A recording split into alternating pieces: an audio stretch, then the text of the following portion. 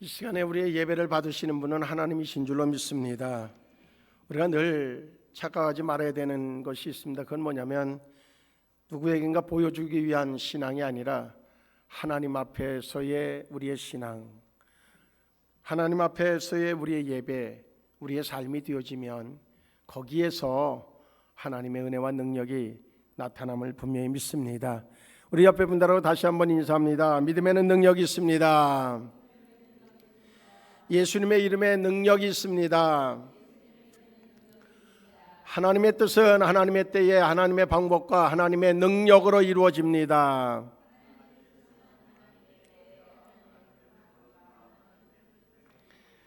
그리 될 줄로 믿습니다. 지금 몇 주째 했는데도 헷갈리죠?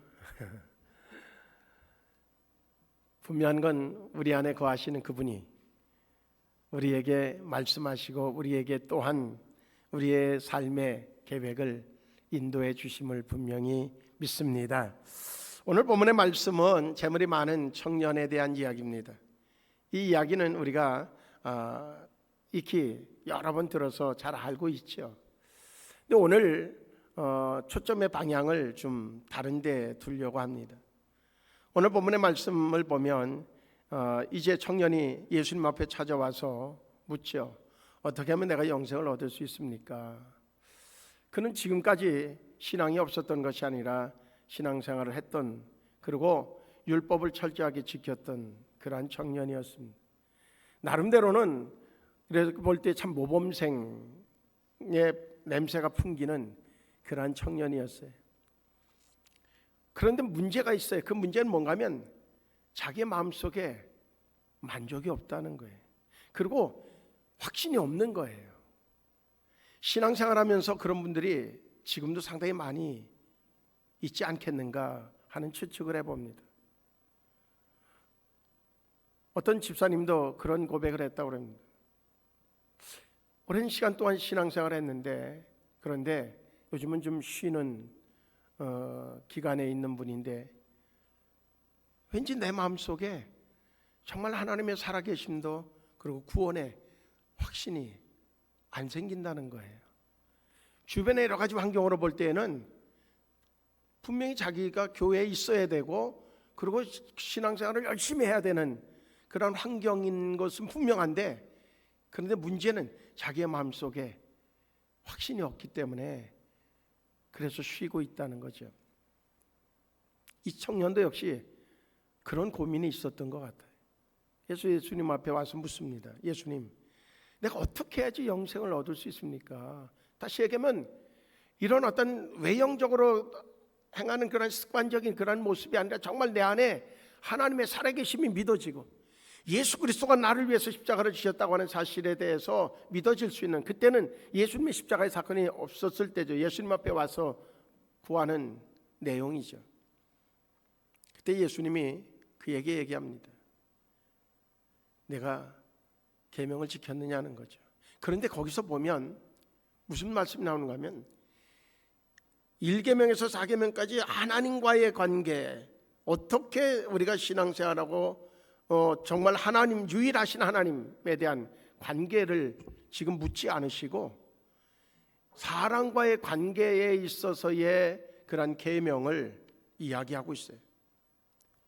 어떤 계명입니까? 물었더니 살인하지 말라, 간음하지 말라, 도둑질하지 말라, 거짓 증언하지 말라, 내 부모를 공경하라, 내 이웃을 네 자신과 같이 사랑하라.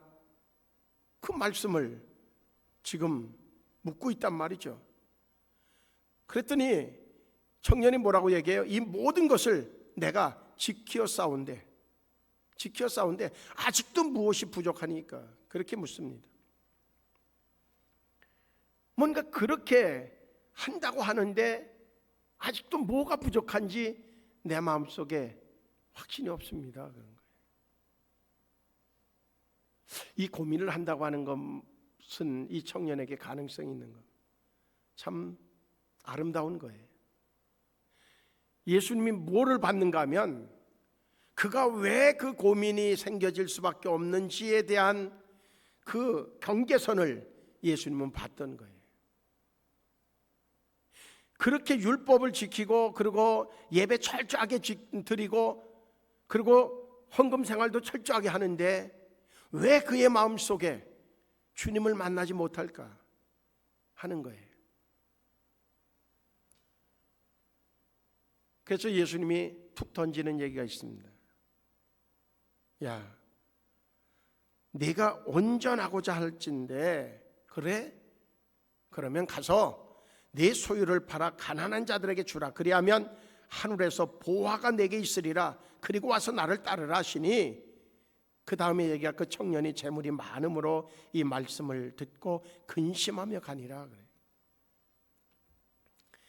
예수님의 초점은 지금 그가 있는 재물을 다 팔아서 가난한 사람에게 주는 것에 있는 것이 아니에요. 사실은 뭔가 그의 마음이 중심이 정말로 하나님의 십계명을 지키기도 하고 그리고 예배를 드리고 다 하는데 문제는 그의 중심이 하나님에게 딱 쏠리지 않는다는 거거든요. 왜? 그의 마음에 붙잡고 있는 것이 있어요. 하나님보다 더 소중하게 여기는 것, 하나님보다 더 우선시하는 것, 그게 있어서 하나님에게 마음을 주지 못한다는 거죠. 그게 뭐예요? 재물이었어요. 결국 이 청년이 그 얘기를 그거였습니까? 그러면 그것만 하면 됩니까? 바로 내가 순종하겠습니다. 이러고 갔으면 근심이 없었을 건데 여전히 그게 우선인 거예요. 그러니까 근심하고 갔어요. 제가 오늘 보려고 하는 초점은 거기에 있습니다. 그것이에요. 그래서 제목을 그렇게 붙였어요. 거기서 멈추면 안 됩니다. 거기서 멈추면 안 된다는 거예요. 순종의 길로 갔어야 돼요. 이 부자 청년의 이야기는 마태복음 19장에 오늘 본문에 나와 있고 마가복음 10장에도 나오고 누가복음 18장에도 나와요. 공관복음이라고 얘기하는 세 복음서에 다 내용이 기록되어져 있어요. 왜 그런가 하면 영생에 대한 문제를 다루는 것이기 때문에 그래요. 근데 저는 본질적으로 영생에 대한 문제를 다루는 이야기이지만 그러나 그 영생의 문제가 해결되어지려고 하면 우선순위가 달라지지 않으면 안 된다는 거예요.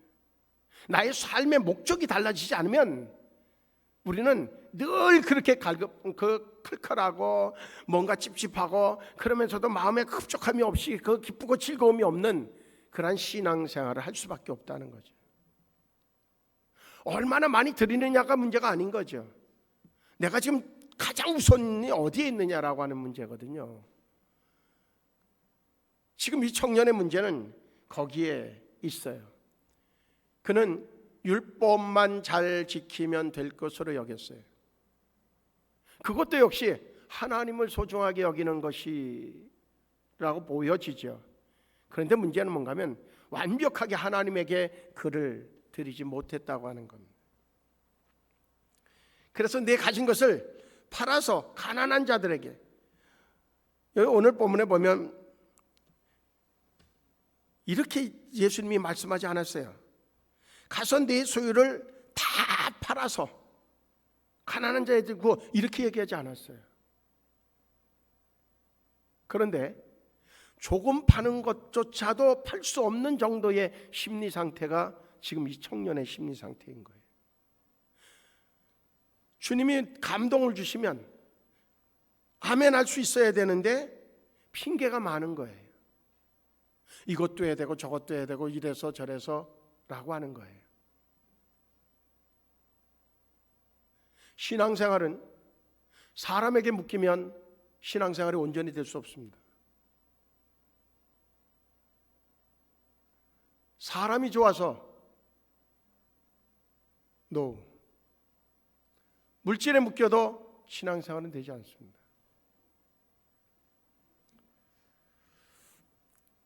기독교가 물질을 죄악시하는 종교가 아니에요. 그러면 하나님이 축복에 대한 이야기를 하지 않아요. 하나님은 복을 주시기 원하시는 분이에요. 문제는 뭐냐면 목적이 달라져야 되고 방향이 달라야 되고 그것을 사용하는 방향이 달라져야 된다고 하는 게 기독교의 기본 정신인 거예요. 예수 그리스도의 기본 정신인 거예요. 그래서 그에게 다섯 번째의 그 십계명의 다섯 번째 계명부터 얘기한 거예요. 살인하지 말라, 간음하지 말라, 그런 얘기를 하신 목적이 뭐냐면 네가 그래 하나님을 향한 그래 그러면 진정으로 사랑과의 관계에 있어서 그 부분의 문제를 네가 그렇게 목숨처럼 여기는 그 재물을 좀 떼어서 줄 수 있느냐라고 하는 물음이었어요. 다시 강조하지만 우선순위의 문제에 이 청년은 근심하고 돌아가는 것으로 이야기가 마무리되어져요. 참 안타까운 일이죠. 어느 목사님이 쓴 전도가 너무 쉬워요 라고 하는 책 내용 속에 보면 고추밭을 뽑힌 권사님이라고 하는 일화가 나와요. 고추밭을 뽑힌 권사님. 그 내용은 이런 내용이에요. 권사님 임직을 할 때에 목사님이 당부했어요. 권사님의 직분은 정말 그 어느 것보다 세상 어느 것보다도 소중한 겁니다. 이건 중요한 사명이기도 합니다. 대통령이 되는 것보다도 하나님이 주신 직분이 더 중요합니다. 그런데 권사님, 그 직분을 감당하기 위해서 새벽 기도에 나오셔서 교회를 위해서 기도해 주십시오. 직분은 하나님의 몸된 전인 교회를 세우는 데에 목적을 두고 주는 것이 직분이에요. 계급장이 아니에요. 나 권사야, 나 장로야, 뭐 이거 내세우려고 주는 게 아니에요. 무슨 얼마 정도 지나면 그냥 저희 붙여주는 게 아니고요. 어느 정도 성과가 주어지면 헌금 많이 하고 그러면 주는 게 직분이 아니에요. 그렇게 아니까 착각하고 오히려 직분 받고서 갑질하죠. 너무 많아요. 직분은 더 하나님 앞에 정말로 자기를 깨치고 그리고 하나님 앞에 헌신하는, 그래서 하나님의 교회를 세우도록 하나님이 주신 건데 그게 갑질의 무기가 되어져서 목사를 위협하기도 해요. 새벽 기도에 나오라는 거예요. 근데 안 나오는 거예요. 그래서 목사님이 그 가깝게 지나는 그 권사님에게 물었어요. 그 권사님 왜 새벽 기도를 못 나오세요? 그랬더니 바빠서 그래요. 뭘까 그렇게 바빠요? 그랬더니 그 권사님이 고추 농사를 짓는데요, 이 지역에서는요 그 권사님을 따라올 사람이 없어요. 항상 아침 저녁으로 고추밭에 가서 벌레 잡고 물 주고 약 주고 얼마나 바쁜지 몰라요. 그래서 목사님이 권사님을 다시 이제 한번 뵙자고 그래가지고 이야기했어요. 권사님의 직분도 제대로 못하면서 고추밭을 날마다 가신다면서요, 고추 농사 때문에 바쁘시다면서요, 그렇게 그게 중요해요? 고추에는 관심이 있고 하나님의 일에는 관심이 없습니까? 그랬어요. 아무리 설득해도 안 되는 거예요. 근데 어느 날 목사님이 기도하는데 하나님이 그 마음속에 막 이런 감동을 주셔요. 네가 하나님의 종이라고 하면 네가 진짜 하나님의 종이냐? 그렇다고 하면 그대로 두지 말고 가서 고추를 다 뽑아라. 그런 감동이 오는데 이게 할 수 있겠어요? 저한테 그래도 전 죽어도 못할 것 같아. 바로 교육을 시켜야 되는데 그 사람한테도 바른 얘기를 못하는 차 목사가 어떻게 고추를 뽑아요? 왜 권사님 그렇게 하면 안 돼요? 장로님 그렇게 하면 안 돼요? 그렇게 얘기를 제가 왜 못하냐면 그러면 막 덤빌까 봐. 그러면 나는 마음이 약해갖고 지니까.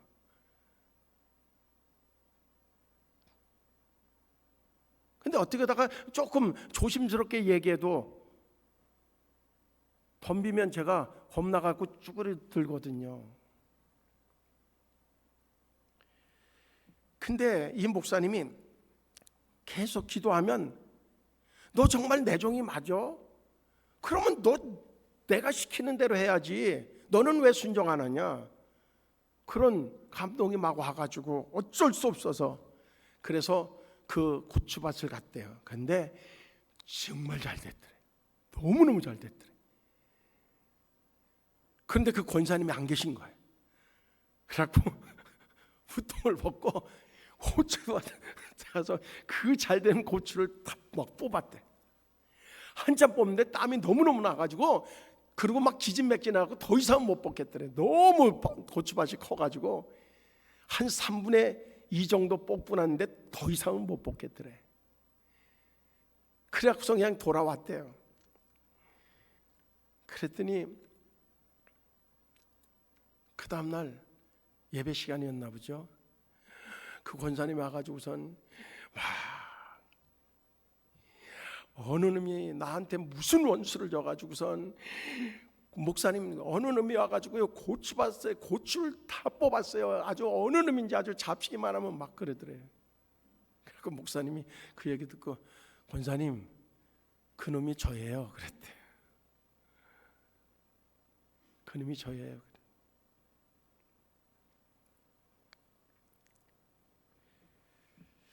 권사님 지금까지 수십 년 예수 믿고 권사까지 되셨지만 분명히 예수님께서 내 죄를 위해서 죽으신 것 때문에 감격한 적이 권사님 있으셨습니까? 권사님은 고추밭 때문에 심장이 벌렁벌렁 되긴 했어도 분명히 예수 믿는 것 때문에 심장이 벌렁벌렁하고 정말로 옆에 지옥 가는 그 심령이 안타까워서 고추밭 뽑히는 것처럼 정말로 가슴이 찢어진 적은 있습니까?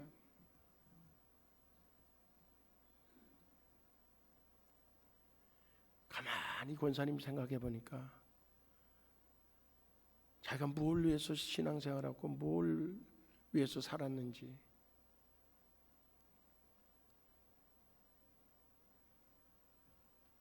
목사님 앞에 무릎을 다 꿇고 목사님 제가 잘못했습니다.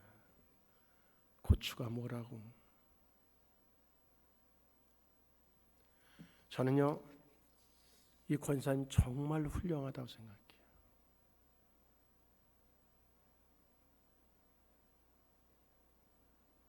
그런 권사님은 얻고 다녀도 돼요. 정말로 훌륭하다고 생각해요. 그 상황에 목사면 다지 그러고선 멱살 안 잡은 그 권사님이 정말로 귀해요. 그 다음 날부터 새벽 기도를 나왔을까요? 안 나왔을까요? 이제 고추 남은 거지. 3분의 1 남았는데 고추 그거는 저기 낮에 잘 돌봐도 될 텐데 뭐 새벽 기도. 그리고 목사님의 말씀에 크게 주의 음성으로 듣고 주변에 전도해서 그해 11명 전도해서 등록했다고 하는 기록을 이렇게 읽으면서 참 그 목사님도 대단하지만 그 권사님도 참 귀하다. 오늘 이 부자 청년은 그걸 못했어요. 그러니까 어떻게 돼요? 근심하며 갈 수밖에 없는 거예요.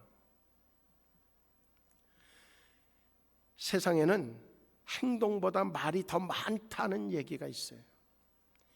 미국의 전설적인 풋볼 코치이자 동기부여 전문가였던 루 올프가 남긴 이야기예요. 사람들은 행동하기보다는 말을 많이 한다는 거죠. 행동보다 말이 더 많다는 거예요. 근데 실천이 없으니까 결과가 없을 수밖에 없다는 거죠. 성공이라고 하는 단어는 매력적이에요. 하지만 이 성공에 도달하기 위해서 지난하고 힘든 시간을 견뎌야 한다고 하는 것, 우리는 알지만 그 고통이 싫어서, 그래서 행동으로 옮기는 것을 미루는 때가 너무 많이 있다는 거죠. 우리는 그런 생각을 한번 해봐야 될 것 같아요. 그건 뭐냐면, 무엇이 만약에 그 청년이 나라고 하면 그 목적을 성취하기 위해서 깨달은 바를 행동으로 옮겨야 되는데 옮기지 못하고 멈칫하게 만드는, 그리고 그 자리에 머물게 만드는 그 이유가 있다고 하면 뭘까 하는 겁니다. 우리는 사람들이, 성공한 사람들에 대해서 무슨 얘기를 하는가 하면, 저 사람이 성공한 데는 집안의 가문도 좋고, 그리고 부모들이 물려준 재산도 있고, 머리도 IQ도 아주 부모들이 좋아서 그 DNA가 있어서 그렇고, 여러 가지를 나열해요. 그리고 결과는 뭐예요? 내가 성공하지 못한 거는 그와 반대이기 때문이라고 자기를 위로하죠. 그런데요, 성공한 사람들의 데이터를 보면 그 반대 현상이에요. 오히려 그 모든 것들이 좋은 환경 속에 있던 사람이 하루하루 벌어먹기도 힘든 사람들이 수두룩해요. 그런데 하루 벌어먹고 살기도 힘든 그 사람이 성공했다고 하는 자리에 올라간 사람들이 헤아릴 수 없이 많이 있다는 거예요. 결론은 성공은 교육이나 기술, 집안, 심지어 운과도 아무 연관성이 없어요. 구원은 뭔가 돈으로도, 어여뻐도, 아이들의 찬송처럼 그것 가지고 해결되어지는 게 아니에요. 하나님의 복은 하나님이 함께 하시고 하나님의 역사하는 것은 세상의 조건 때문에 되어지는 게 아니에요. 물론 정말 심령이 뜨거워지고 진정으로 하나님의 은혜에 감사해서 하나님 앞에 헌신하기 위한 헌신은 수치로 계산되어져서도 안 돼요. 그런데 교회 공동체도 현실이기 때문에 헌금 더 많이 하는 사람이 그 사람 없으면 큰일 날 것 같은 그런 착시에 빠지기도 해요. 그 사람을 더 존중해 주지 않으면 안 된다고 하는 인식이 쌓여 있기도 해요. 그런데요, 그렇게 많은 받은 사람이 많이 내야 되는 것은 하나님 앞에서 더 겸손하고 그것을 인식해서 그 사람에 대한 대우가 달라지는 것은 그 교회를 망하게 하는 것이고 하나님의 공동체가 아닌 사람의 공동체로 만드는 절대적 이유가 되어져요.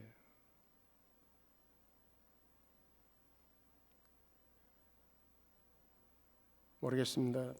저도 사람이기 때문에 그런 모습이 조금 보였을지는 모르겠어요. 근데 저는 그렇지 않으려고 노력을 해요. 그래서 하나님께서 목회를 시작하는 시작의 그 시작점을 불황인들, 거지들하고 그 목회를 시작하도록 하셨어요. 그리고 그들과의 관계를 한 25년 이상 이어왔어요. 지금은 그들과의 같이 하는 시간들이 없어졌지만 하나님이 왜 그렇게 하셨는지를 저는 분명히 알아요. 한 생명이 소중하다고 하는 거예요. 오히려 더 관심을 쏟아야 되는 사람은 그러한 어려움에 있는 사람이라고 하는 것을 깨닫게 하기 위함이었다고 믿어요. 그래서 뭔가 헌신의 어떤 숫자로 가지고 성도들을 평가하지 않으려고 하는 노력은 끊임없이 해왔고 앞으로도 해나갈 거예요. 오늘 이 성경에 나온 청년은 나름대로 그 교회에서, 교회 생활로 볼 때 교회에서 여러 가지 면에서 사람들에게 인정을 받았을 겁니다. 높임을 받았을 겁니다. 그런데 참 소중한 것 하나는 있어요. 이 청년이 거기에 도취해 있지 않았다는 거죠.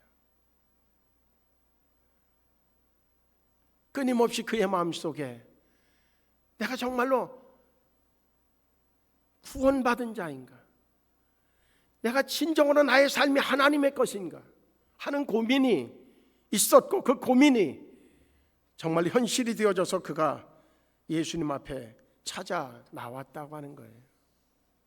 그런데 거기까지만 할 수 있었고 그 이상으로 가지 못했다고 하는 것, 왜 그랬을까? 저는 그 청년에게 묻고 싶어요. 내 추측해 보건대 그 많은 부가 그를 여러 가지 유익하게 해줬던 점들을 버리고 싶지 않은 거예요.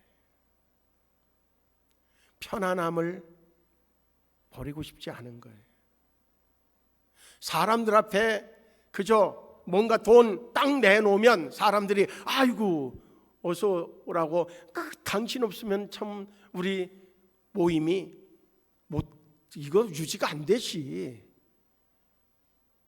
그 얘기가 계속 듣고 싶은 거예요. 그렇지만 이 청년은 근심하며 가는 정도였었지, 계속 그 근심 속에 있었지, 거기에 안주하려고 하지는 않았다는 거죠. 교회적으로도 그렇고 가정적으로도 그렇고 개인으로 그렇고 뭔가 어디에 이렇게 안주하려고 하는 마음이 있고 거기에 놓이게 되면 발전은 할 수 없고 분명히 퇴보할 수밖에 없을 겁니다. 한 좋은 예일 수도 있겠다는 생각이 들어져요. 그 예가 뭔가 하면 2007년도에 애플이라고 하는 곳에서 뭐가 출시됐냐면 아이폰이 출시됐어요. 아이폰. 그 당시에 그 핸드폰 업계를 다 주름 잡고 있었던 두 회사가 있었어요. 그 회사가 어딘가 하면 노키아라고 하는 회사하고 블랙베리라고 하는 회사예요. 거기에서 핸드폰을 다 쥐고 있었어요. 근데 애플에서 아이폰을 2007년도에 나오면서 그 핸드폰에 터치스크린하고 200만 화소의 후면 카메라를 딱 탑재하고 출시를 했어요. 신기한 현상이 벌어지죠. 그런데 그 노키아하고 블랙베리의 임원들은 무슨 생각을 하는가 하면 젊은 세대들이 거기에 빠지는 것은 일순간 유행일 거라고 하는 생각을 했어요. 조금 지나면 그것도 다 시들시들해질 거야. 그리고 블랙베리는 오히려 연구 개발비 예산을 절반으로 줄입니다.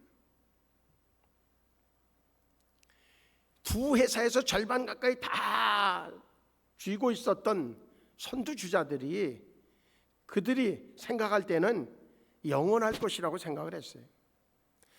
우리는 아무것도 바꿀 필요가 없다. 모두가 우리 그 제품을 사랑한다. 당연하지 않는가? 우리는 세계 최대이고 최고이다. 그렇게 노키아의 임원진들은 생각을 했고 거기에서 벗어나지 못했어요. 결국 5년이 지났을 때에 이 두 회사는 온데간데 없어지고 애플이 온 시장을 지배하죠. 물론 그 이후에 삼성이 또 지배하는 상황이 벌어지지만, 왜 이 이야기를 던지는가 하면 봄철이 되어졌어요.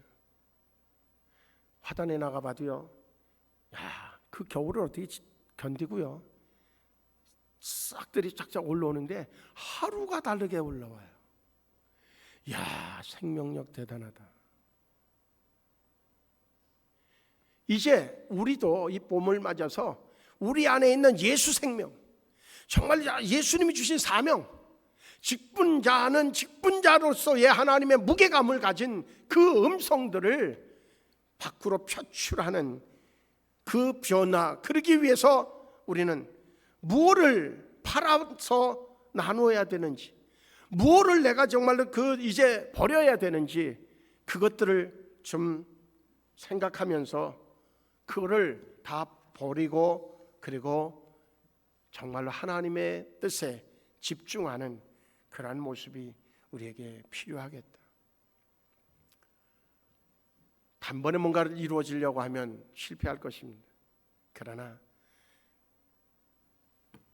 10번, 한 번에 올라가려고 생각했던 그거를 10단계로 잘라서 한 단계 한 단계 성취감을 맛보며 올라가다 보면 그 정상에까지 갈 수 있으리라고 여겨집니다. 올해 제가 한 몇 주 전부터 던진 이야기가 있습니다. 지금의 3배 이상의 예배 인원과 성가대도 지금보다 2배 이상만 올려도 괜찮을 거예요. 생각해보면 어려운 게 아니에요. 왜 어렵지 않아요? 지금까지 안 됐으니까 어렵죠. 왜 어렵지 않은가 하면 이 청년이 근심하게 되어진 요소를 제거하고 주님이 말씀하신 대로 내게 오라고 했을 때 갔으면 그의 삶은 완벽하게 달라졌을 겁니다. 대만족스러운 삶으로 바뀌어졌을 겁니다. 우리도 역시 마찬가지입니다. 온전히 그분의 뜻에, 그분의 마음에, 그분이 맡겨진 사명에 우리를 올인시키면 어렵지 않을 것입니다. 왜요? 그분이 하실 테니까. 그분이 하실 테니까. 우리의 삶도 다 그래요. 우리의 삶의 문제도 그렇게 해결하면 해결될 수밖에 없을 거예요. 그리고 우리 스스로에게 그렇게 던지십시오. 내가 하는 것 아니요, 주님이 하시고, 그렇기 때문에 내게 주신 감동은 반드시 하나님이 이루어 내신다. 어렵겠다, 못한다 라고 하는 이야기를 내게서 싹 빼버리면 내게 남은 거는 할 수 있다, 주님이 하시면 됩니다, 믿음의 능력이 있습니다, 예수 이름의 능력이 있습니다. 그때가 되어지면, 하나님의 때가 되어지면 하나님의 방법과 하나님의 능력으로 반드시 이루어집니다. 그것들만 남아있으면, 그렇게 선포하도록 하신 분도 하나님이시고, 그렇게 하면 반드시 하나님이 이루어내실 것입니다. 우리 가정들에게도 놀라운 변화가 일어날 것입니다. 이곳에 오면 어떤 이들은 문제 해결받았다고 간증할 것이고, 어떤 이들은 치료받았다고 간증할 것이고, 어떤 이들은 내 심령에 정말로 어둠이 사라져서 우울증이 사라지고, 그리고 정말로 절망감이 사라지고 이제는 살만 났다고 고백하는 그 고백이 바로 이 현장에서 올해에 수두룩하게 넘치도록 그렇게 밖으로 퍼져나가는 놀라운 역사가 일어나게 될 줄로 믿습니다. 저와 우리 모두가 어느 지점에서 멈춰 있지 마십시오. 결단하십시오. 주님 편으로, 주님의 말씀 쪽으로 결단하십시오. 하나님이 하실 것입니다. 기도하시겠습니다. 좋으신 하나님, 하나님이 하십니다. 하나님이 하십니다. 수없이 우리가 아버지 이야기하지만 입술의 이야기였기 때문에 아버지 아무 역사가 없었습니다. 이제 우리의 중심에 선포이기 원하고 그리 될 줄로 믿습니다. 주님, 일하시옵소서. 우리가 온전히 주님만 바라봅니다. 주님 것입니다. 우리의 가정에, 주의 재단에, 이 민족 위에 하나님 역사해 주시옵소서. 예수님의 이름으로 기도하옵나이다.